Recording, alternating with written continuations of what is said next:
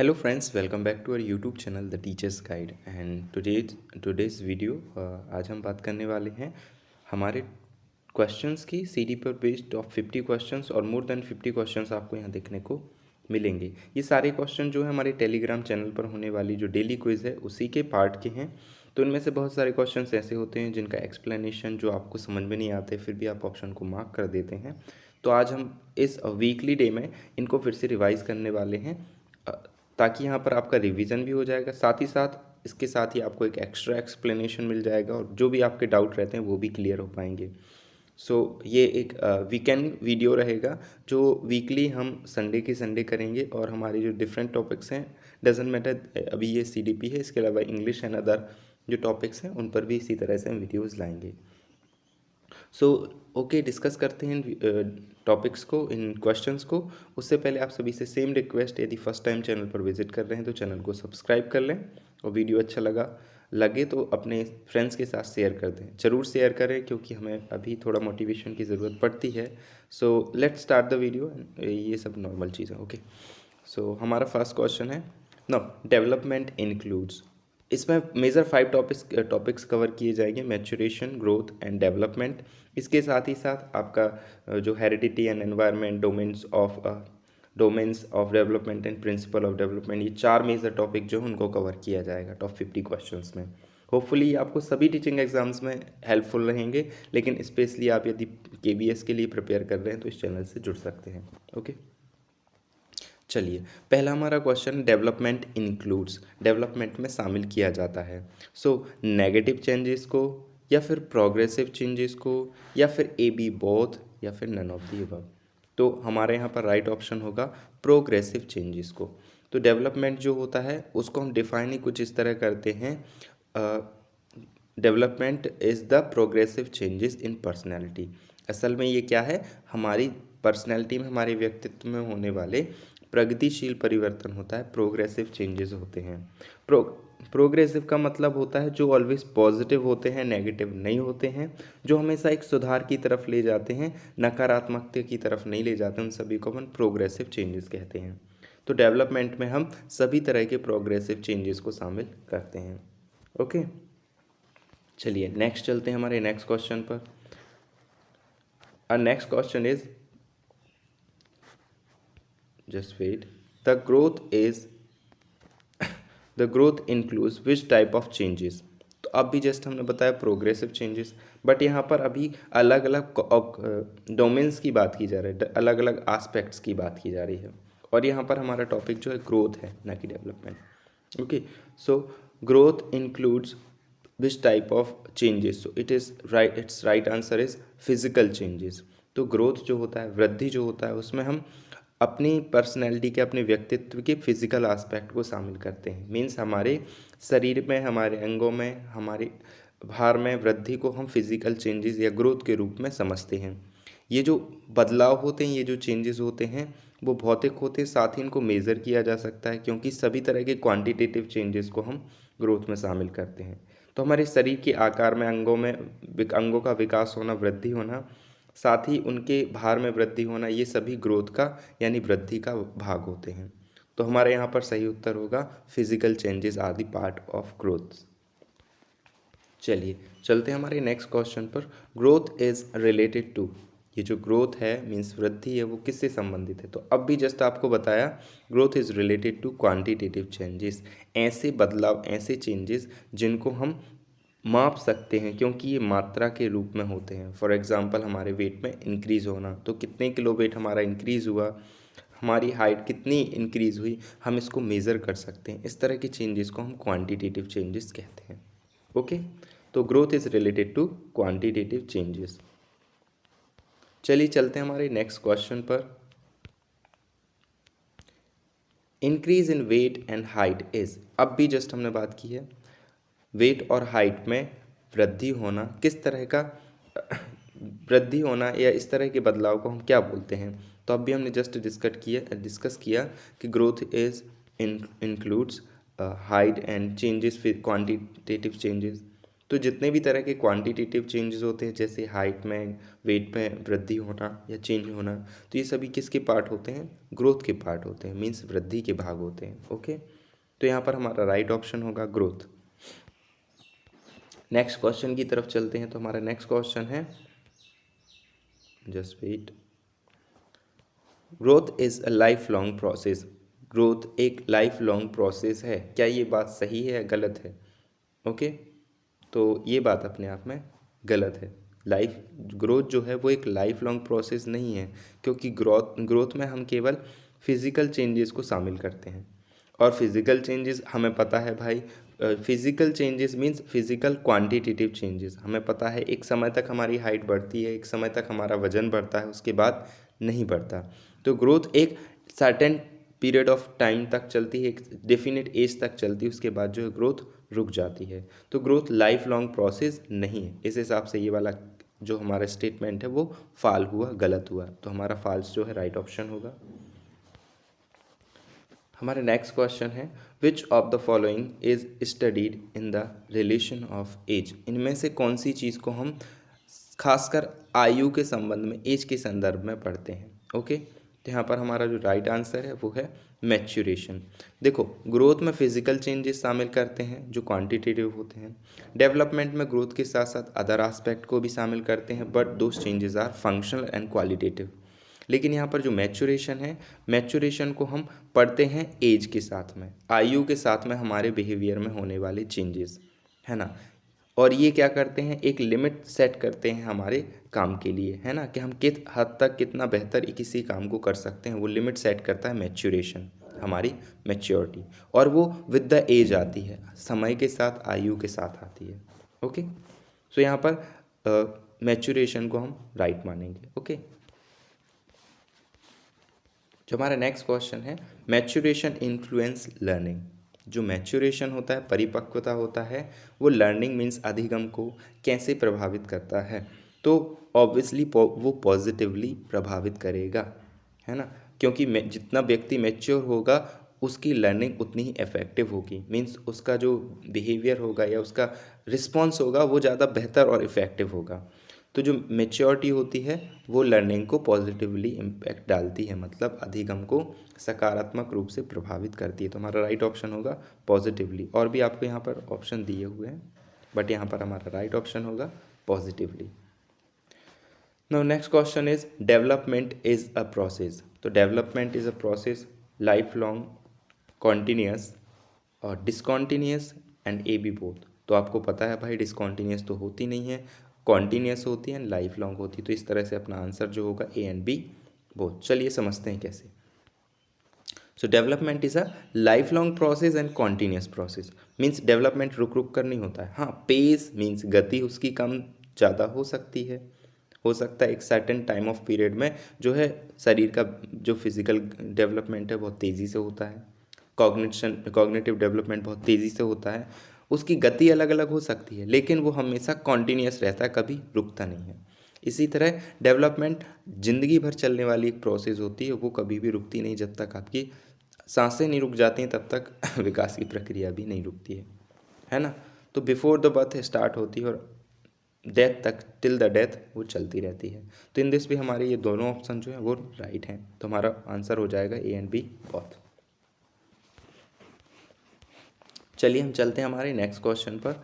सो development includes, development में किसको शामिल करते हैं? Physical changes, emotional changes, cognitive changes और ऑल ऑफ दी अबव।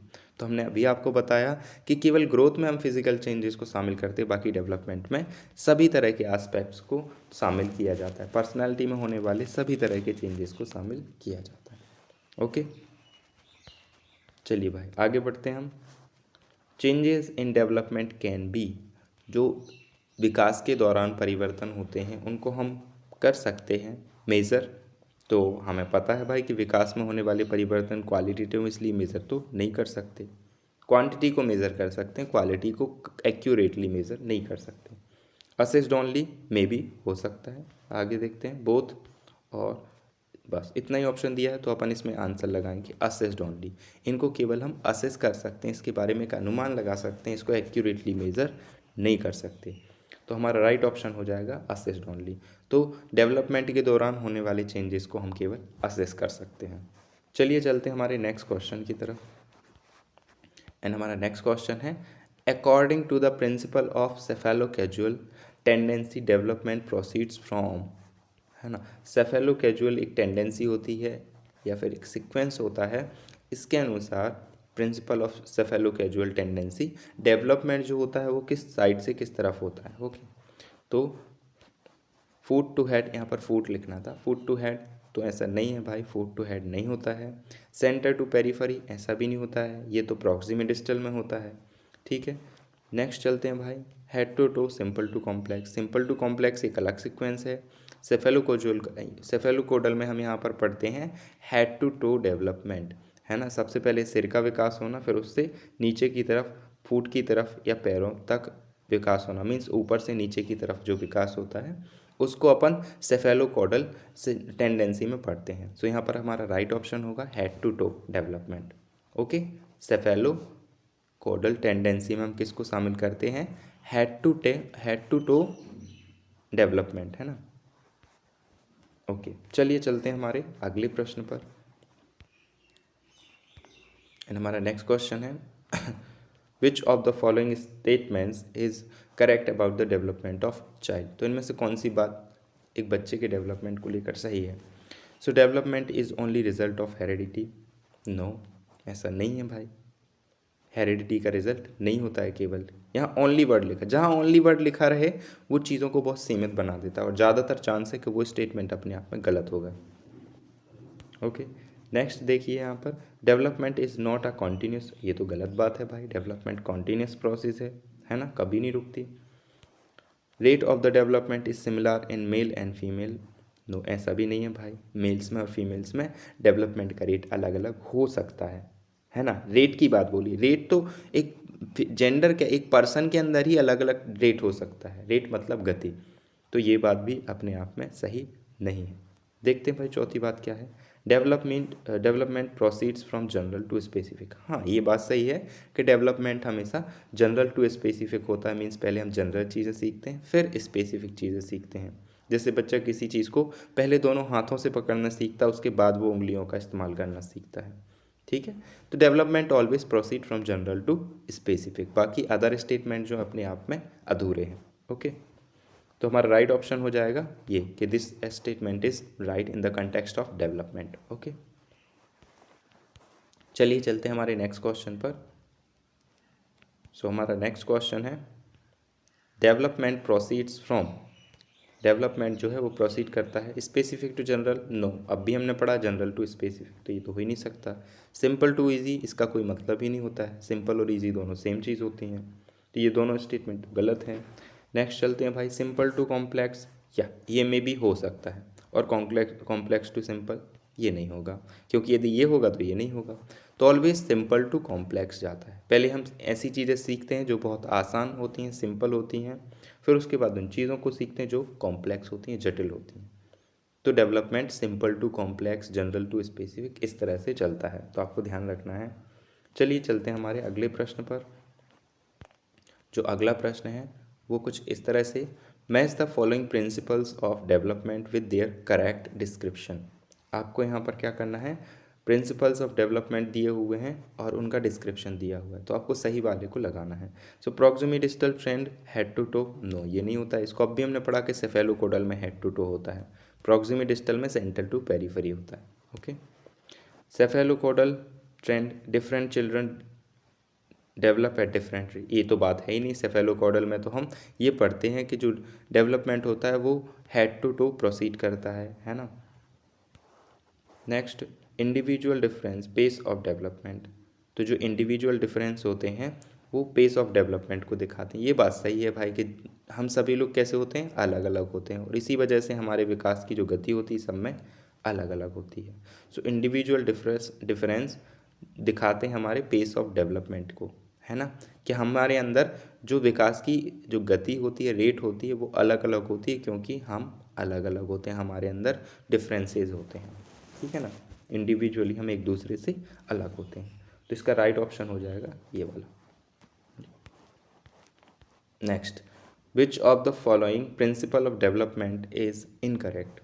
इनमें से बताना है भाई कौन सा डेवलपमेंट का प्रिंसिपल गलत है।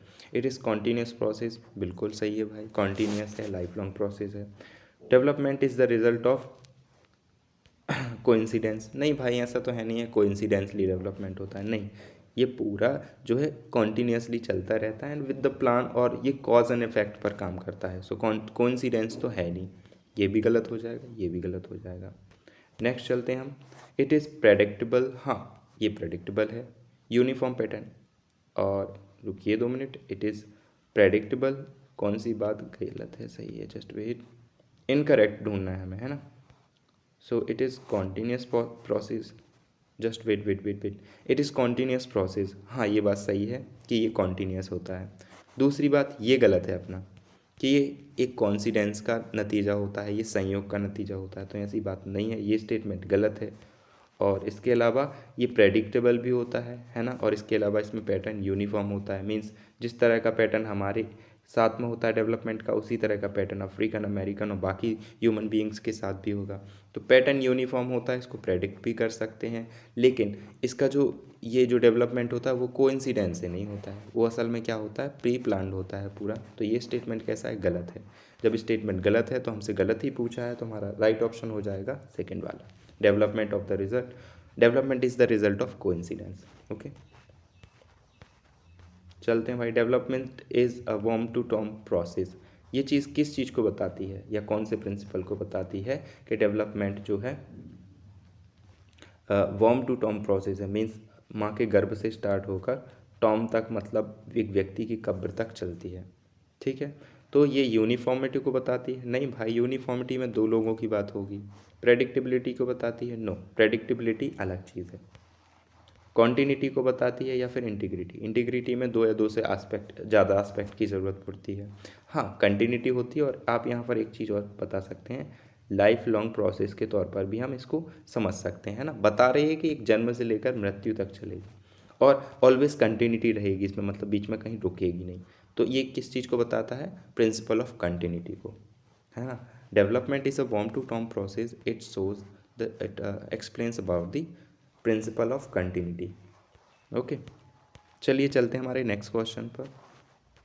होपफुली आपको समझ में आ रहा है, ऐसी मैं उम्मीद करता हूँ, बहुत आसान तरीके से आपको समझाने की कोशिश कर रहा हूँ, और कहीं यदि आप भूलते हैं तो वीडियो को आप बैक करके भी देख सकते हैं, और कोई यदि क्वेश्चन रह जाता है तो आप पूछ भी सकते हैं। So next question is, a child first learn to hold pen with palm. सबसे पहले एक बच्चा जो होता है अपने पाम से, अपने पंजे से पेन को पकड़ता है, एंड देन फिंगर, उसके बाद अपनी उंगलियों का सहारा लेता है या उंगलियों से पकड़ता है। इट रिफर्स डेवलपमेंट फ्रॉम, इससे हमें क्या पता चलता है कि डेवलपमेंट हेड टू टो हो रहा है, क्या सिर से पैर की तरफ हो रहा है, जनरल टू स्पेसिफिक हो रहा है, या फिर सामान्य से विशिष्ट की तरफ हो रहा है, या फिर सेंटर टू पेरीफेरी हो रहा है, मतलब बाहर से अंदर से बाहर की तरफ हो रहा है, या फिर कॉम्प्लेक्स टू सिंपल। तो ये तो हटाई दो, कॉम्प्लेक्स टू सिंपल नहीं होता है। हेड टू टो वाले को हम सेफेलोकैडल बोलते हैं, ये भी नहीं है। इसके अलावा सेंटर टू पेरीफेरी इसको प्रॉक्सिमी डिस्टल बोलते हैं, और इसमें हम अंदर के ऑर्गन्स का डेवलपमेंट शामिल करते हैं। सो यहाँ पर हमारा राइट ऑप्शन होने की ज़्यादा चांसेस है जनरल टू स्पेसिफिक, क्योंकि अदर की यदि हम बात करें तो हेड टू टो जो प्रिंसिपल होता है वो सेफेलोकैडल को बताता है, जिसमें हेड से टो मतलब पैरों की तरफ विकास होता है। सेंटर टू पेरीफेरी इसको हम प्रॉक्सिमी डिस्टल टेंडेंसी बोलते हैं, और कॉम्पैक्ट टू सिंपल ये कोई प्रिंसिपल नहीं होता है, ये अगेंस्ट होता है हमारे डेवलपमेंट के। जनरल टू स्पेसिफिक, यहाँ पर अब देखिए, पहले बच्चा एक पेन को किसी पाम से अपने हाथ से पकड़ना सीख रहा है, तो एक जनरल हैबिट हो गई। फिर उसके बाद वो उसको अपनी पेन को अपनी उंगलियों से पकड़ रहा है, ये एक स्पेसिफिक हैबिट हो गई। तो डेवलपमेंट जो है जनरल टू स्पेसिफिक मूव कर रहा है, इस चीज़ का हमें पता चलता है इससे, ठीक है। तो चलिए चलते हैं हमारे नेक्स्ट क्वेश्चन की तरफ। जो हमारा अगला प्रश्न है, Rohan sing well because his parents were singer, it refers to, Rohan अच्छा गाता है क्योंकि उसके जो पेरेंट्स हैं वो भी सिंगर हैं या थे, सॉरी, है ना। तो it refers in to development in, तो ये विकास में किस चीज़ की तरफ इशारा कर रहा है, किस चीज़ को बता रहा है, तो इंटीग्रेशन को या फिर हेरिडिटी को। तो integration is different thing, integration में हम अलग अलग अंगों का एक साथ विकास को समझते हैं। हेरिडिटी में भी हो सकता है आनुवांशिकता, और एनवायरनमेंट, तो एनवायरनमेंट भी नो, एनवायरनमेंट यहाँ पर नहीं होगा। यहाँ पर राइट ऑप्शन जो है वो हेरिडिटी है। क्यों है हेरिडिटी? क्योंकि हम हेरिडिटी के अंतर्गत उन सभी तरह के गुणों को शामिल करते हैं जो एक बच्चे के अंदर उसके माता पिता से ट्रांसफ़र होते हैं। मतलब कोई योग्यता जो बच्चे में है और वो उसके माता पिता में भी पहले से थी, तो ये क्या है, उसकी हेरिडिटी का रिजल्ट है। मीन्स वो गुण उसने अपने माता पिता से क्या किए हैं, इनहेरिट किए हैं, प्राप्त किए हैं। तो यहाँ पर बच्चा जो है वो अच्छा गाता है क्योंकि उसके माता पिता दोनों क्या हैं, सिंगर हैं। तो यहाँ पर ये हेरिडिटी जो है वो राइट ऑप्शन हो जाएगा। ये किस चीज़ का परिणाम है, हेरिडिटी का रिजल्ट है। चलिए नेक्स्ट क्वेश्चन की तरफ चलते हैं। So development from inner to outward, अंदर से बाहर की तरफ जो डेवलपमेंट होता है उसको हम क्या बोलते हैं, तो सेफेलोकैटल नहीं बोलते हैं, ये हेड टू टो डेवलपमेंट होता है। इंट्रा इंडिविजुअल डिफरेंसेस, ये भी एक डिफरेंट चीज़ होती है। इंट्रा इंडिविजुअल अलग होता है। इसमें हम ये पढ़ते हैं कि एक व्यक्ति के अंदर ही अलग अलग अंगों का जो विकास होता है वो अलग अलग रेट पर होता है, मीन्स अलग अलग गति से होता है। इसको अपन इंट्रा इंडिविजुअल डिफरेंस या इंट्रा इंडिविजुअल डेवलपमेंट के तौर पर पढ़ते हैं, है ना। यहाँ पर डिफरेंट पेस होता है, एक ही व्यक्ति के अंदर उसके अलग अलग अंगों का विकास होना या अलग अलग अंगों के सभी विकास की जो गति है अलग अलग होना, उसको अपन इंट्रा इंडिविजुअल में पढ़ते हैं। तो ये भी क्या है, गलत है। यहाँ पर प्रॉक्सिमी डिस्टल जो है वो हमारा राइट ऑप्शन है, क्योंकि प्रॉक्सिमी डिस्टल सीक्वेंस में या टेंडेंसी में हम ये पढ़ते हैं कि विकास जो है वो इनर टू आउटवार होता है ना, सेंटर टू पेरिफेरी होता है ना, अंदर से बाहर की तरफ होता है। चलिए चलते हैं हमारे नेक्स्ट क्वेश्चन पर। Development is heredities and environments. तो ये क्या है, डेवलपमेंट हेरिडिटी और एनवायरनमेंट का क्या है, एडिशन है क्या? नो, उसका कुछ जोड़ नहीं है। उसका हम क्या मानते हैं, प्रोडक्ट मानते हैं। प्रोडक्ट या मल्टीप्लिकेशन ऐसा लिखा भी जाता है। Development is equal to H/E, means development जो है वो हेरिडिटी और एनवायरनमेंट का प्रोडक्शन है। इसलिए आपको यदि इस तरह से फॉर्मूला लगा के पूछा जाए या फिर लिख करके पूछा जाए तो आपको ध्यान रखना है प्रोडक्शन पर, है ना। So it is product, right answer हो जाएगा product, not correlation, not opposition, ना ही एडिशन। ओके, चलिए चलते हैं हमारे नेक्स्ट क्वेश्चन की तरफ। इंडिविजुअल डिफरेंसेस अकर अमंग चिल्ड्रन। तो इंडिविजुअल डिफरेंसेस हम सभी अलग अलग होते हैं, सभी बच्चे, तो वो किस वजह से होते हैं, तो हेरिडिटी ओनली, ऐसा नहीं है ओनली हेरिडिटी। कई बच्चे ऐसे होते हैं भाई, हेरिडिटी भले ही कुछ भी हो, जुड़वा बच्चे भी अलग अलग हो सकते हैं, उनकी हेरिडिटी तो सेम है, तो उसके बाद भी वो अलग अलग हो सकते हैं क्योंकि वहाँ पर एनवायरनमेंट का फ़र्क पड़ सकता है। तो ओनली हेरिडिटी राइट नहीं है, ओनली एनवायरनमेंट भी राइट नहीं है। आगे देखते हैं भाई, ग्रोथ, तो ग्रोथ भी जो है यहाँ पर राइट नहीं है। ओनली यहाँ पर जो ए एंड बी हमारा मीन्स हेरिडिटी और एनवायरनमेंट, ये दोनों रिस्पॉन्सिबल होते हैं किसी व्यक्ति के पर्सनैलिटी के लिए। तो हम सभी यदि अलग अलग हैं तो उसका क्या रीज़न है, हमारी हेरिडिटी और हमारा एनवायरनमेंट, मीन्स जिस परिवेश में हम रह रहे हैं वो परिवेश और हमारी हेरिडिटी मतलब आनुवंशिकता, ये दोनों ही रिस्पॉन्सिबल हैं हम सभी के अलग अलग होने के। ठीक है, तो यहाँ पर A and B both right answer रहेगा।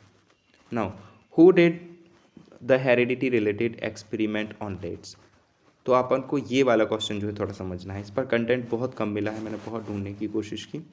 सो हेरिडिटी पर चूहों से संबंधित जो एक्सपेरिमेंट है वो कार्ल पियर्सन ने किया है, और इनसे हमें एक छोटी सी चीज़ पता चलती है। इन्होंने जो एक्सपेरिमेंट किया उसमें दो तरह के उन्होंने चूहे लिए, है ना, और एक को एक अलग बॉक्स में अलग कर दिया, और दूसरे चूहे जो क्या कर रहे थे, एक्सपेरिमेंट के अनुसार बिहेव कर रहे थे, एक्ट कर रहे थे। तो ये दूसरे जो ये वाले चूहे थे, ये एक्ट करने वाले इन चूहों को क्या कर रहे थे, ऑब्जर्व कर रहे थे।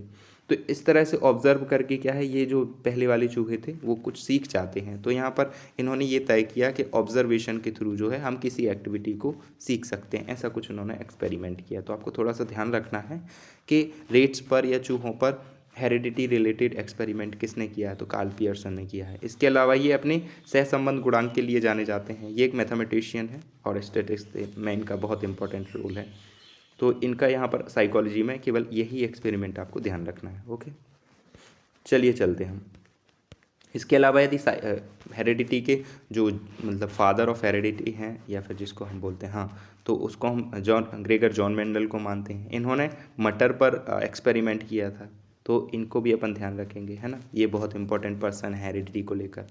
पावलोव ने दूसरा एक्सपेरिमेंट किया था, है ना, ऑपरेंट कंडीशनिंग, क्लासिकल कंडीशनिंग के लिए यहाँ पर किया था। पावलव ने कुत्ते पर एक्सपेरिमेंट किया था, है ना। चलिए आगे चलते हैं। Formula which formula is correct, तो एडिशन नहीं है, जस्ट अभी पढ़ा, प्लस नहीं लगेगा। मैच्योरेशन एंड लर्निंग, मैच्योरेशन नहीं चाहिए हमको हेरिडिटी एंड एनवायरनमेंट चाहिए, ठीक है। तो लर्निंग एंड मैच्योरेशन नहीं चाहिए। आगे चलते हैं हम। मैच्योरेशन प्लस प्लस नहीं चाहिए, प्लस की जगह हमें क्या चाहिए, multiplication. Just wait wait wait wait, तो ये तीनों तो गलत हो जाएंगे। यहाँ पर अपना राइट ऑप्शन जो है ये होना चाहिए। फिर यदि हमारे पास लिमिटेड ऑप्शन है, हमारे यहाँ पर हेरिडिटी एंड एनवायरनमेंट नहीं है, तब हम इसको लेकर चलेंगे कि maturation and learning is equal to development. Plus वाले ये हटा देंगे तीनों। हम किसको लेकर चलेंगे, मैच्योरेशन एंड लर्निंग को। सो मैच्योरेशन एंड लर्निंग, मैच्योरेशन असल में क्या होती है, मान लीजिए ग्रोथ है, और लर्निंग को हम मान लेते हैं डेवलपमेंट। एक प्रोसेस है जिससे हम एक नई चीज़ों को सीखते हैं। तो जब ये दोनों एक साथ रहेंगी तो इनका प्रोडक्ट क्या हो जाएगा, डेवलपमेंट हो जाएगा। लेकिन आपको इस इक्वेशन के अलावा जो D is equal to H E means heredity और एनवायरनमेंट, इसको ध्यान रखना, ये बहुत इंपॉर्टेंट इक्वेशन है ना, ये बार बार पूछी जाती है। देखो बात ये रहती है, एक्चुअली हम जब भी क्वेश्चन को देखते हैं तो हम अकॉर्डिंग टू द क्वेश्चन सोचते हैं। हमारे पास कितने ऑप्शंस हैं, क्या क्या ऑप्शंस हैं, उनके अनुसार सोचते हैं, है ना, और उनमें से बेस्ट तलाशने की कोशिश करते हैं। So the effect of relation of heredity and environment on the individuals growth occurs in one of the following वे। तो हेरिडिटी और एनवायरनमेंट के संदर्भ में भी एक व्यक्ति की ग्रोथ जो है अलग अलग तरह से, किस तरह से, यहाँ पर अलग अलग ऑप्शन दिए हैं, देखते हैं। हेरिडिटी अफेक्ट्स इंडिविजुअल, क्या हेरिडिटी का प्रभाव एक व्यक्ति के जीवन पर होता है, बिल्कुल होता है, हमने भी पढ़ा। एनवायरनमेंट का, हाँ इसका भी होता है। अब जो दोनों का होता है तो दोनों का अपन को चाहिए है भाई। Heredity and environment affects the individual भी सही हो सकता है, दोनों मिलकर क्या करते हैं, अफेक्ट करते हैं। या फिर हेरिडिटी, अब यहाँ पर मल्टीप्लिकेशन और यहाँ पर एडिशन है, तो अपन को दोनों में से किसी एक के साथ जाना है, तो अपन कोशिश करेंगे इसके साथ जाने की। तो हेरिडिटी एंड एनवायरनमेंट दोनों मिलकर के क्या करते हैं, जब व्यक्ति को प्रभावित करते हैं तो उसका रिजल्ट होता है डेवलपमेंट। तो राइट ऑप्शन हम आखिरी वाले को लेंगे, heredity into environment affects the individual. Okay, अब यहाँ पर हम ये भी ले सकते थे यदि ये ऑप्शन नहीं होता तो, लेकिन अभी हमारे पास ये ऑप्शन है, इसलिए हम इसके साथ जाना चाहेंगे। ओके, नाउ अ 6-year-old girl shows exceptional sporting ability. एक 6 साल की बच्ची है जिसके अंदर स्पोर्ट्स की एक अलग ही एबिलिटी है। Both of our parents are sports person, उसके जो दोनों पेरेंट्स हैं, मीन्स दोनों लोग हैं, माँ और पापा, तो दोनों कौन है, स्पोर्ट्स पर्सन है। एंड वो क्या कर, send her for coaching every day, उसको डेली कोचिंग भेजते हैं। And train her on weekends, और उसको ट्रेन करते हैं। Her capabilities are most likely to be result of an interaction between. अब उसकी एबिलिटी यदि बढ़ेगी तो उसको अपन किस रिजल्ट के रूप में देखेंगे, तो सिंपल सी बात है भाई, एक तो हेरिडिटी भी उसके अंदर है, मतलब उसके पापा मम्मी भी स्पोर्ट्स पर्सन है, तो हेरिडिटी का इम्पैक्ट है। साथ ही साथ उसको कोचिंग दे रहे हैं, उसको ट्रेनिंग दे रहे हैं, तो एनवायरनमेंट का भी फ़र्क है। तो रिजल्ट किन चीज़ का है, हेल्थ एंड ट्रेनिंग, तो हेल्थ नहीं होगा, ट्रेनिंग मान सकते हैं। डिसिप्लिन एंड न्यूट्रिशन, केवल ये भी नहीं है। हमारे पास जो न्यू चीज़ है वो है हेरिडिटी एंड एनवायरनमेंट। वहाँ पर हेरिडिटी मम्मी पापा के अंदर गुण होना, और environment training and coaching. Growth and development, growth is different, heredity and environment, ये समझना है आपको, ठीक है। तो ये तीनों स्टेटमेंट गलत हैं, केवल हेरिडिटी एंड एनवायरनमेंट वाला सही माना जाएगा। ओके, चलिए चलते हैं नेक्स्ट क्वेश्चन पर। बहुत कम समय में हम बहुत सारे क्वेश्चंस को कर रहे हैं, और जल्दी जल्दी, क्योंकि हम बेवजह की बातें बहुत कम करते हैं ना। So the believe that children's behaviour can be modified, reinforcer and punisher is based on the idea that the development is primarily influenced by। तो चिल्ड्रन का जो बिहेवियर होता है उसको हम रीइंफोर्स के थ्रू या पनिश के थ्रू क्या कर सकते हैं, चेंज कर सकते हैं। ये चीज़ किस चीज़ से प्रभावित है, तो both heredity and environment. Just wait, तो यहाँ पर हमारा राइट ऑप्शन होना चाहिए हेरिडिटी ओनली। हेरिडिटी का तो कोई रोल ही नहीं है, आप बच्चे को रिवार्ड देने की बात कर रहे हैं, उसको पनिश करने की बात कर रहे हैं, रीइंफोर्स करने की बात कर रहे हैं, तो यह बाहरी जो है वो तरीके इस्तेमाल कर रहे हैं, तो हेरिडिटी तो इस्तेमाल किया ही नहीं जाएगा, क्योंकि हेरिडिटी को हम चेंज नहीं कर सकते। ये कैसा होता है, स्टैटिक होता है, और यहाँ पर चेंज करने की बात है तो हेरिडिटी बाहर हो जाएगा। बोथ हेरिडिटी एंड एनवायरनमेंट, ये भी नहीं हो सकता। आई थिंक ओनली एनवायरनमेंट का यहाँ पर हम इम्पैक्ट देख रहे हैं। है ना, बच्चे को हम री इन्फोर्स कर रहे हैं, उसको पनिशमेंट दे रहे हैं, तो ये क्या कर रहे हैं, बाहरी तरीके अपनाए जा रहे हैं बच्चे को बदलने के। ध्यान रहे हेरिडिटी कभी बदलती नहीं है, या हेरिडिटी का बदलाव में कोई योगदान नहीं होता। यहाँ पर बच्चे को बाहरी तरीके से हम क्या कर रहे हैं, बदलने की कोशिश कर रहे हैं, तो ये केवल एनवायरनमेंट से रिलेटेड है। तो राइट ऑप्शन अपना हो जाएगा environment only. Okay, now determine which of the following statement about heredity is false. Heredity को लेकर कौन सा स्टेटमेंट गलत है। Heredity determines the sex of a child, ये सही है भाई। हेरिडिटी ही तो डिसाइड करती है कि एक बच्चे का सेक्स क्या होगा, है ना। अलग अलग क्रोमोसोम्स होते हैं, उससे एक सेक्स क्रोमोसोम होता है जो डिसाइड करता है। चलिए आगे चलते हैं। It it contributes signify to what physical constitution. हाँ, हेरिडिटी का फिजिकल कॉन्स्टिट्यूशन पर भी इम्पैक्ट होता है भाई। हेरिडिटी से कई बार हमारी हाइट, कई बार हमारा वेट, हमारे shape of the body, shape नहीं बोलना चाहिए, स्ट्रक्चर वैसा जो है वो भी डिसाइड होता है ना। तो हमारा जो फिजिकल कॉन्स्टिट्यूशन होता है हमारी हेरिडिटी की वजह से होता है। Okay, it contributes to birth of twins. हाँ, जो दो जुड़वा बच्चे होते हैं वो भी हेरिडिटी का रिजल्ट होते हैं। जो चीज़ बाई बर्थ हमें देखने को मिलती है वो ज़्यादातर हेरिडिटी का ही रिजल्ट होती है। तो ये तीनों स्टेटमेंट इस चीज़ की तरफ इशारा करते हैं। चौथा स्टेटमेंट देखते हैं। It includes interest, attitude, likes, dislike, emotion. ये बात जो है हेरिडिटी का पार्ट नहीं है, स्टेटमेंट गलत है। इट मीन्स ये ऑप्शन राइट है। कैसे भाई, हमारी जो इंटरेस्ट बनती है हमारे एनवायरनमेंट पर डिपेंड करता है। हमारा एटीट्यूड कैसा है, हमारे परिवार, हमारे आसपास के परिवेश पर निर्भर करता है। हम कौन सी चीज़ को पसंद करते हैं, कौन सी चीज़ को नहीं करते हैं, वो भी हमारा एनवायरनमेंट डिसाइड करता है या एनवायरनमेंट से तय होता है। हमारा इमोशनल स्टेट ऑफ माइंड, है ना, कि एक बच्चा ऐसा होता है जिसने बहुत कुछ सहा है तो भाई उसका इमोशनल स्टेटमेंट जो है इमोशनली वो इंटेलिजेंट रहेगा, है ना, ज़्यादा स्ट्रॉन्ग रहेगा। लेकिन जिसने कभी ज़िंदगी में कुछ दुख ही नहीं सहे हैं तो वो क्या है, इमोशनली बहुत कमज़ोर रहेगा। तो ये क्या है, ये सारी चीज़ें हमारे बाहर के एनवायरनमेंट से डिटरमाइंड होती हैं, इनका हेरिडिटी से कोई लेना देना नहीं है। तो ये हमारा राइट ऑप्शन हो जाएगा। चलिए चलते हैं हमारे नेक्स्ट क्वेश्चन पर। So blank play an important role in education of student. इनमें से कौन सी चीज़ जो है स्टूडेंट के एजुकेशन में इम्पॉर्टेंट रोल प्ले करती है, हेरिडिटी और environment, environment, both of the above और नन ऑफ द एबव। तो दोनों ही आ जाएंगे, ऐसी कोई बात नहीं है। हेरिडिटी और एजुकेशन दोनों ही इम्पॉर्टेंट रोल प्ले करते हैं। यदि बच्चा हेरिडिटी से ही यदि बहुत कमज़ोर रहेगा, है ना, बाई बर्थ ही कमज़ोर रहेगा तो एजुकेशन में प्रॉब्लम होगी। तो ये दोनों मिलके रोल प्ले करते हैं बच्चे की शिक्षा को लेकर। मीन्स जब भी हम एजुकेशन की बात करते हैं तो हम हेरिडिटी और एनवायरनमेंट दोनों पर ध्यान देना पड़ता है, ठीक है। इसीलिए हम एजुकेशन साइकोलॉजी में दोनों को पढ़ रहे हैं। Which trait of human being is determined by heredity. इसमें से मानव की कौन सी विशेषता हेरिडिटी द्वारा निर्धारित होती है। तो मोरल डेवलपमेंट बाहर से सीखते हैं भाई, हमारा परिवेश हमें सिखाता है। टेम्परामेंट, टेम्परामेंट जो होता है वो भी एक अलग चीज़ है। तो टेम्परामेंट भी जो है हम अपने एनवायरनमेंट से सीखते हैं, चाहे नाराज़गी हो चाहे शांत रहना हो, है ना।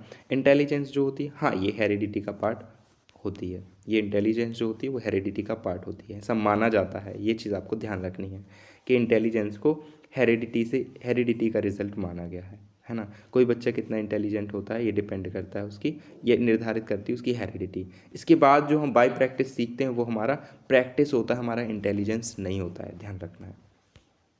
सोशल चीज़ें, सोशल थिंग्स भी हम कहाँ हैं, अपने एनवायरनमेंट से सीखते हैं। तो राइट ऑप्शन इज इंटेलिजेंस।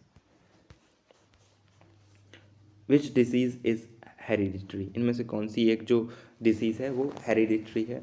तो इसमें राइट ऑप्शन जो है फेनिल कीटोन्यूरिया, ये जो राइट ऑप्शन है। इसके अलावा ADHD जो है वो आपके बिहेवियर, आपके एनवायरनमेंट से डिसाइड होती है ना। ये एक तरह का डिसऑर्डर है, लर्निंग डिसऑर्डर है ADHD। और यहाँ पर HIV एड्स का हो सकता है आपके माइंड में एक नाम आया हो, बट ये ब्लड के ट्रांसफ़र के थ्रू भी हो जाता है ना। ब्लड, जब हमारा ब्लड जो HIV जो पीड़ित व्यक्ति है उसका ब्लड यदि किसी दूसरे व्यक्ति के शरीर में चला जाता है तो वो भी अफेक्टेड हो जाता है, ठीक है। लेकिन ये जो बीमारी है वो हेरिडिटी से रिलेटेड है, आपको ध्यान रखना है। ये सारी जो है अलग अलग तरह से आफ्टर बर्थ हो सकती हैं, है ना, जबकि ये बाई हेरिडिटी होती है ना। आगे चलते हैं। Now nature stands for, nature nurture debate आपने पढ़ा होगा तो उसी से क्वेश्चन है। So nature stands for heredity. Nature means heredity, जो पहले से डिटरमाइन होती है। ओके, तो अपन नेचर का, यहाँ नेचर को बोलते हैं हेरिडिटी, या हेरिडिटी को बोलते हैं नेचर। आगे चलते हैं। Nurture, no, nurture means environment. जहाँ नेचर हेरिडिटी है तो nurture environment. Nurture means something which nourish you, है ना। तो कोई भी चीज़ जो तुम्हें क्या करती है, नरिश करती है। तो हम अपने एनवायरनमेंट में रहकर ही तो सर्वाइव करते हैं, नरिश्ड होते हैं ना, तो ये नर्चर हो गया। आगे चलते हैं। बहुत छोटे छोटे से क्वेश्चन है। Nature versus nurture debate has been coined by, ये जो नेचर वर्सेस नर्चर वाला जो डिबेट है, ये बात गाल्टन लेकर आए थे, और गाल्टन ने इंटेलिजेंस के बारे में जो है अपनी थ्योरी दी है। और इसी के दौरान उन्होंने इस बात को रखा कि इंटेलिजेंस जो होती है वो नेचर से डिटरमाइंड होती है या फिर नर्चर से, मीन्स हेरिडिटी से डिटरमाइंड होती है या फिर एनवायरनमेंट से। तो उन्होंने फाइनली रिजल्ट निकाला और वो नेचर की तरफ रहे, है ना। उन्होंने माना कि नेचर का ज़्यादा इंपॉर्टेंस होता है इंटेलिजेंस को डिटरमाइन करने में। सो ये गाल्टन है जिन्होंने ये बात कही। ओके, आगे चलते हैं हम।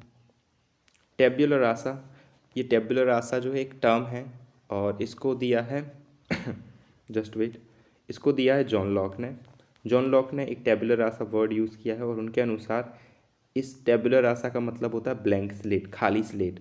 और उनका कहना है कि हमारा माइंड जो होता है बाय बर्थ एक ब्लैंक स्लेट की तरह होता है, एक टेब्यूलर रासा की तरह होता है।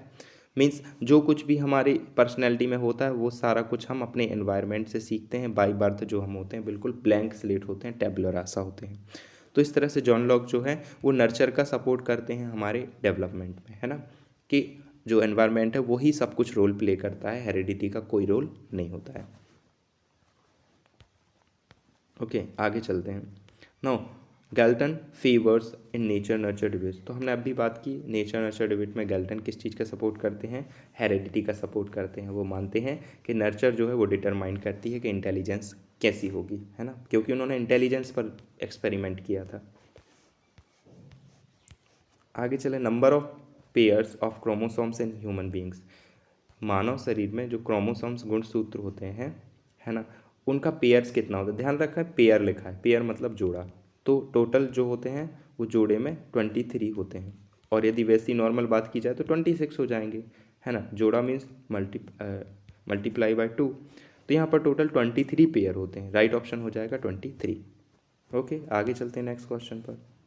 Which of the following is known as sex chromosomes. तो दो तरह के क्रोमोसोम्स होते हैं, एक होते हैं ऑटो क्रोमोसोम, एक होते हैं सेक्स क्रोमोसोम। ऑटो क्रोमोसोम्स जो होते हैं जो 22 क्रोमोसोम्स होते हैं जिनको हम XX मानते हैं, ये सभी ऑटो क्रोमोसोम्स कहलाते हैं। लेकिन इनके अलावा जो 23rd पेयर होता है मेल्स में, वो क्या होता है, XY होता है। इसको हम सेक्स क्रोमोसोम बोलते हैं, जो एक बच्चे का सेक्स डिटरमाइन करता है कि बच्चा लड़का होगा कि लड़की। यदि ये क्रोमोसोम आता है ना, इस ये जाइगोट में रहता है तो तो क्या होता है, एक बच्चा मेल होता है। और यदि XX मिलकर बनाते हैं तो बच्चा फीमेल होता है। तो ये जो XY है ये क्रोमोसोम डिटरमाइन करता है कि बच्चा मेल होगा या फीमेल होगा, ठीक है।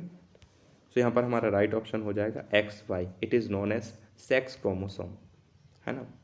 बाकी इसके अलावा बाकी जो उनको ऑटो क्रोमोसोम बोलते हैं, XX होते हैं, वो 22 होते हैं रेस्ट, है ना। चलिए आगे चलते हैं। Identical twins also known as, जो आइडेंटिकल ट्विन होते हैं उनको और क्या बोलते हैं, तो उनको बोलते हैं अपन मोनोजाइगोटिक। मोनो मतलब एक, तो ऐसे बच्चे जो एक ही जाइगोट में बने होते हैं तो इससे उनकी सभी तरह की समानताएं होती हैं, वो बहुत ज़्यादा सिमिलर होते हैं, तो इनको हम बोलते हैं मोनोजाइगोटिक। बाईजाइगोटिक कोई टर्म नहीं होता है इसमें ट्विन्स में। और डिजाइगोटिक का मतलब होता है ऐसे बच्चे जो अलग अलग जाइगोट में बने होते हैं ना, जो सिंगल जाइगोट से नहीं होते बल्कि डिफरेंट डिफरेंट जाइगोट से होते हैं। जाइगोट होता क्या है भाई, आफ्टर कॉन्सेप्ट या कॉन्सेप्शन के टाइम जो अलग अलग एग बनता है ना, जिसमें स्पर्म्स इंटर करता है और मेल फीमेल के स्पर्म्स दोनों मिलकर के ये बनाते हैं, इसको जाइगोट बोलते हैं। जिसके बाद एक बच्चा ग्रो करता है ना, यहीं से बच्चे का जो है ग्रोथ स्टार्ट होता है फीटस में, माँ के गर्भ में, जिसको जाइगोट बोलते हैं। ओके, नाउ नर्चर इज, अब नर्चर जो है मीन्स एनवायरनमेंट जो है वो स्टैटिक है, नहीं भाई उसको हम बदल सकते हैं। फिक्स्ड है, नहीं।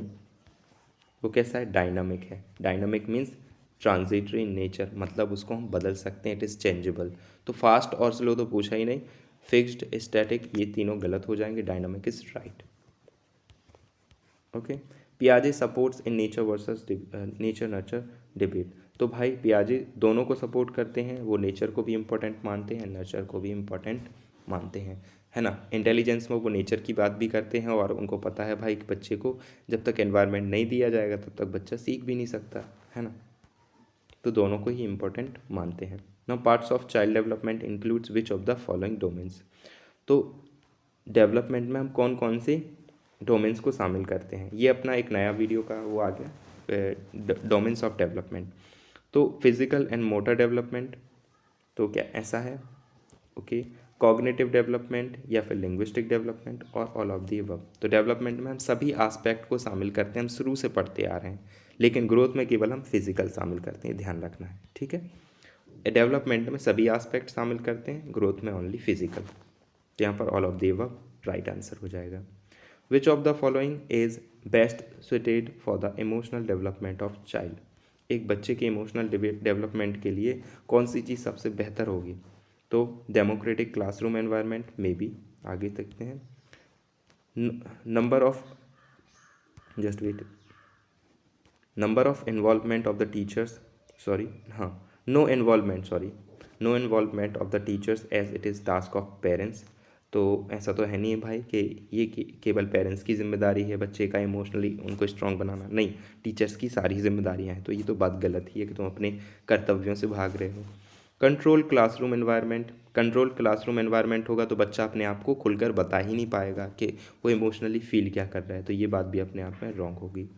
नेक्स्ट देखते हैं अपन, ऑथोरिटेरियन क्लासरूम एनवायरनमेंट, ये भी रहेगा तो बच्चा अपनी बातों को बता नहीं पाएगा। ऐसी कोई भी कंडीशन जिसमें बच्चा खुल नहीं पाए ना, तो हम उसको जान नहीं पाएंगे, और वो सारे हमारे लिए गलत ही होंगे स्टेट। पहला देखते हैं भाई, डेमोक्रेटिक क्लासरूम एनवायरनमेंट। ये जब क्लासरूम का एनवायरनमेंट रहेगा तो बच्चा अपने आप में खुल पाएगा, अपने सभी इमोशंस को सामने ला पाएगा, और उसको इमोशनली हम क्या है डेवलप कर पाएंगे।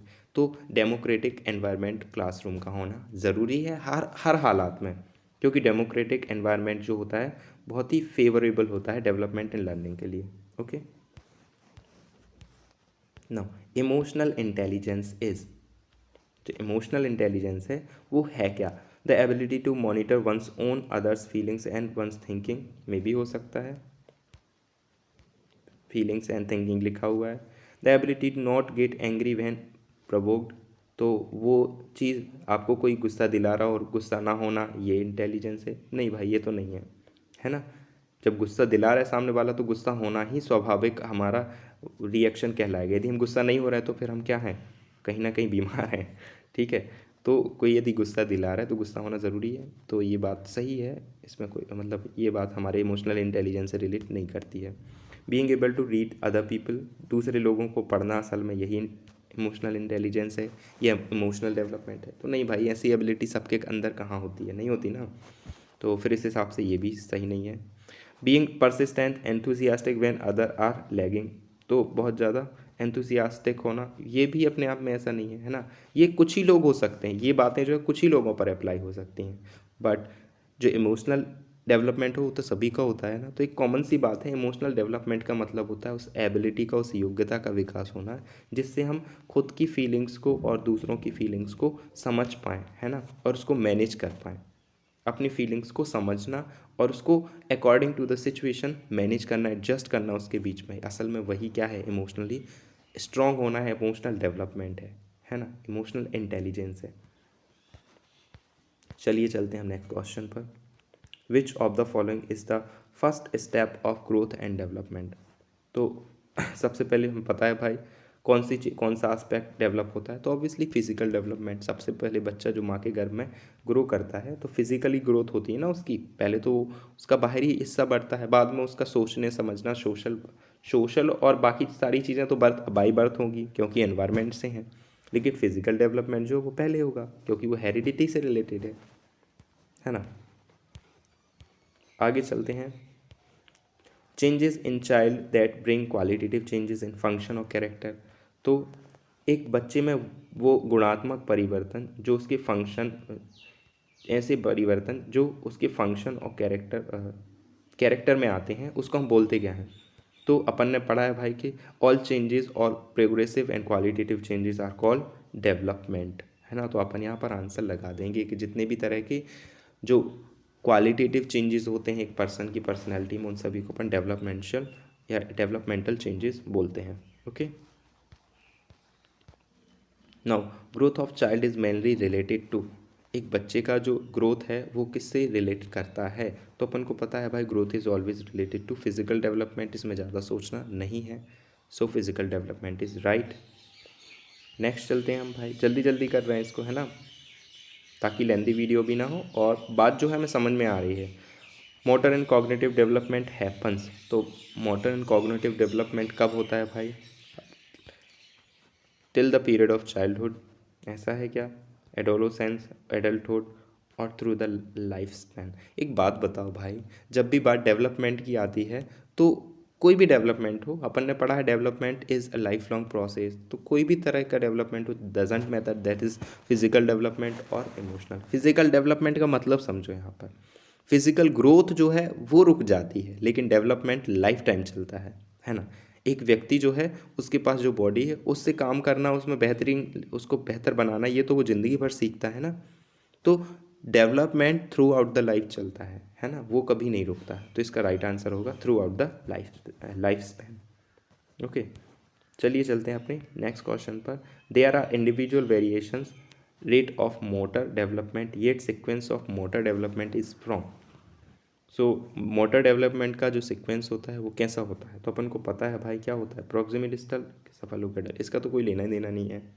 अभी तो हम मोटर स्किल्स की बात कर रहे हैं, दो तरह के मोटर स्किल्स पढ़े हैं, gross motor and fine motor. तो पहले होता क्या है भाई, पहले ग्रॉस मोटर स्किल्स डेवलप होते हैं, then fine motor skills develop होते हैं, ये वाला सीक्वेंस राइट है ना। पहले ऐसी एक्टिविटीज़ को हम सीखते हैं जिनमें बड़ी मसल्स लगते हैं, लाइक चलना, है ना, क्रॉल करना, तो ये सीखते हैं। फाइन मोटर ग्रॉस, ये गलत है, उल्टा है ना, ये भी अलग है, हमारा राइट ऑप्शन है gross motor to fine motor skills development. चलिए चलते हैं हमारे नेक्स्ट क्वेश्चन पर।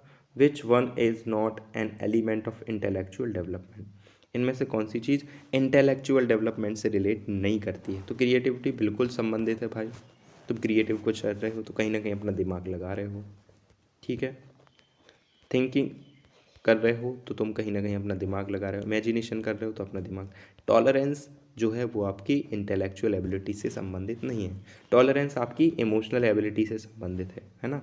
आप किसी चीज़ को कितना सहन कर पा रहे हैं, ये क्या है, आपकी इमोशनल स्टेबिलिटी है, इमोशनली आप स्ट्रांग हैं।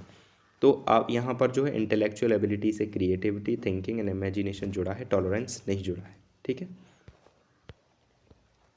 विच of the following is not domain of development, इनमें से कौन सा डोमेन ऑफ डेवलपमेंट नहीं है, आपको बताना है, नहीं है। तो फिजिकल, इमोशनल, मेंटल, लैंग्वेज। तो अपन को पता है भाई मेंटल जैसा अपन ने कोई एस्पेक्ट नहीं पढ़ा है, इसकी जगह अपन ने कॉग्निटिव पढ़ा है, क्या पढ़ा है, कॉग्निटिव पढ़ा है, जबकि इमोशनल, लैंग्वेज और फिजिकल ये सभी एस्पेक्ट अपन ने पढ़े हैं, ठीक है। तो मेंटल अपन राइट ऑप्शन लगाएंगे क्योंकि अपन ने कॉग्निशन के रूप में मेंटल को पढ़ा है, ठीक है। मेंटल डेवलपमेंट ऐसा कोई ऑप्शन या डोमेन अपन ने नहीं पढ़ा है, ना ही होता है। Now physical development includes, physical development में हम शामिल करते हैं ग्रॉस मोटर स्किल्स को, फाइन मोटर स्किल्स को, या फिर दोनों को, ग्रोथ ऑफ द मसल्स। यहाँ पर ऊपर क्वेश्चन पढ़िए एक बार फिर से, फिजिकल डेवलपमेंट, हाँ यहाँ पर थोड़ा आपको ध्यान रखना है, आपको एक थर्ड ऑप्शन बना के देना था, both of the things, gross motor skills and fine motor skills दोनों को ही अपन क्या करते हैं, फिजिकल डेवलपमेंट में शामिल करते हैं। अब ग्रॉस मोटर स्किल्स का मतलब क्या होता है, फाइन का क्या मतलब होता है, अब भी बता रहे हैं। तो ऐसी सभी एक्टिविटीज़ जिसमें हम बिग मसल्स को यूज़ करते हैं, जैसे हमें दौड़ना है, चलना है, तो इसके लिए हमें क्या है, बड़ी मसल्स की ज़रूरत पड़ेगी। फाइन मोटर स्किल्स ऐसी एबिलिटीज़, ऐसी काम को करने की योग्यता जिसमें हमारी छोटी मसल्स लगती हैं, लाइक राइटिंग, है ना, या फिर कोई ऐसा काम करना जिसमें आपके छोटे मसल्स इस्तेमाल हो, ठीक है, तो उनको फाइन मोटर स्किल्स बोलते हैं। आगे चलते हैं हम और देखते हैं ग्रॉस मोटर स्किल्स इंक्लूड्स विच एक्टिविटी, इनमें से ग्रॉस मोटर स्किल्स में कौन सी एक्टिविटी शामिल होगी। सो राइटिंग नो, इसमें ये तो टाइपिंग ये भी नहीं, रनिंग जो है वो ग्रॉस मोटर स्किल्स डेवलपमेंट के अंतर्गत आएगा, एक्टिविटी जिसमें ग्रॉस मसल्स या बिग मसल्स काम कर रही हैं। रनिंग, दौड़ने के लिए हमको पैरों की ज़रूरत पड़ती है ना, बिग मसल्स हमारे काम करेंगे। आगे देखते हैं भाई फाइन मोटर स्किल्स, तो इसमें कौन सी एक्टिविटी तो इसमें कौन सी चीज़ शामिल होती है? तो हमें पता है भाई स्मॉल्स मसल इन्वॉल्व होती हैं, ना कि बिग मसल्स। बिग मसल्स जो है ग्रॉस मोटर स्किल्स में शामिल होती हैं। तो हमारा राइट ऑप्शन हो जाएगा small muscles. Next question, well known theory of language development. Language development का जो थ्योरी है वो किसने दिया है ना? तो लैंग्वेज डेवलपमेंट का जो पॉपुलर थ्योरी है वो चॉम्स्की ने दिया है ना? वो जिसमें बताते हैं बच्चा लैंग्वेज सीखता कैसे है। ठीक है, इसको हम पढ़ेंगे आने वाले वीडियोज़ में। Theory of cognitive development is given by, cognitive development का जो पॉपुलर थ्योरी है वो यहाँ पर जो जीन पियाजे हैं उन्होंने दिया है ना, कॉग्निटिव डेवलपमेंट, संज्ञानात्मक विकास का सिद्धांत। Popular theory of moral development was given by, moral development, नैतिक विकास का सिद्धांत जो है उसको कोलबर्ग ने दिया है। ओके, तो ये आपको ध्यान रखना है। वाइगोत्स्की ने भी डेवलपमेंट का थ्योरी दिया है ना, जो सोशल इंटरेक्शन से संबंधित है। पियाजी ने कॉग्निटिव डेवलपमेंट का दिया है, चॉम्स्की ने लैंग्वेज डेवलपमेंट का, कोलबर्ग ने मोरल डेवलपमेंट का थ्योरी दिया है। ये आपको ध्यान रखना है। Now development is dualistic, no dualistic जैसी ऐसी कोई बात ही नहीं होती है। होलिस्टिक, होलिस्टिक हो सकता है भाई। होलिस्टिक मतलब सभी चीज़ों को होल मानकर, है ना, पूरा मानकर एक साथ। इंटीग्रेटेड ये भी हो सकता है। तो इस तरह से ये दोनों जो हैं वो राइट आंसर हो जाएंगे। अपना जो राइट ऑप्शन होगा B and C both, means holistic and integrated, दोनों चीज़ों को साथ में लेकर चलता है। होलिस्टिक का मतलब होता है एक साथ विकास होना सभी का, और इंटीग्रेटेड का मतलब भी क्या होता है, सभी का एक दूसरे से जुड़ते हुए विकास होना, है ना। No ability to make a reason in a given problem, किसी दी गई समस्या में एक तर्क करने की जो योग्यता होती है उसको हम किस रूप में पढ़ते हैं? सोशल, नो सोशल तो सोसाइटी में एडजस्ट करने की एबिलिटी होती है। मोरल, मोरल राइट और रॉन्ग क्या है, मतलब क्या राइट है क्या रॉन्ग है, इस चीज़ को डिसाइड करने की एबिलिटी होती है। फिजिकल डेवलपमेंट किसी भी तरह का फंक्शन करने की क्रिया होती है। जो कॉग्निटिव डेवलपमेंट होता है उसमें हम किसी ऐसी एक्टिविटी को शामिल करते हैं जिसमें हमारा दिमाग लगे, जिसमें हमें कोई रीज़न करना पड़े, जिसमें हमें कोई थिंकिंग करनी पड़े, है ना। तो उनको सभी को अपन कॉग्निटिव डेवलपमेंट में शामिल करते हैं। ओके, तो ये थे आज के लिए कुछ इंपॉर्टेंट क्वेश्चन। होपफुली आपको समझ में आए होंगे। मोर देन 50+ जो ये क्वेश्चन थे, लगभग 58 क्वेश्चन थे, आप मैच कर सकते हैं। थोड़ा जल्दी जल्दी हमने स्पीड में किया, इस चीज़ के लिए माफ़ी चाहता हूँ, लेकिन होपफुली आपको समझ में आया होगा। मैंने बड़ी आसानी से बताने की कोशिश की। यदि वीडियो अच्छा लगा हो तो फ्रेंड्स के साथ शेयर करें, चैनल को सब्सक्राइब करें, और इसी तरह से हम वीकली जो है इसी तरह के वीडियोस करेंगे ताकि आपकी जो पूरे भी रिवीजन है वो हो जाएगा। इसके साथ ही बहुत सारे मेंबर्स का हमारे पास ये कहना आ रहा था कि सर हम टेलीग्राम चैनल को ज्वाइन नहीं कर पा रहे हैं, तो आप हमें जो क्वेश्चन है वीडियो फॉर्म में प्रोवाइड कर दीजिए। तो वो भी हमने कोशिश की है, तो ये दोनों काम जो है वो भी हो जाएंगे, साथ ही साथ अदर मेंबर्स का रिवीजन भी हो जाएगा। तो होपफुली आपको ये वीडियो अच्छा लगा होगा। अच्छा लगा हो तो इसको लाइक कर फ्रेंड्स के साथ शेयर करें, इन चैनल को सब्सक्राइब करना ना भूलें, है ना। ओके, मिलते हैं एक नए वीडियो में नए कंटेंट के साथ। तब तक के लिए आप सभी का धन्यवाद।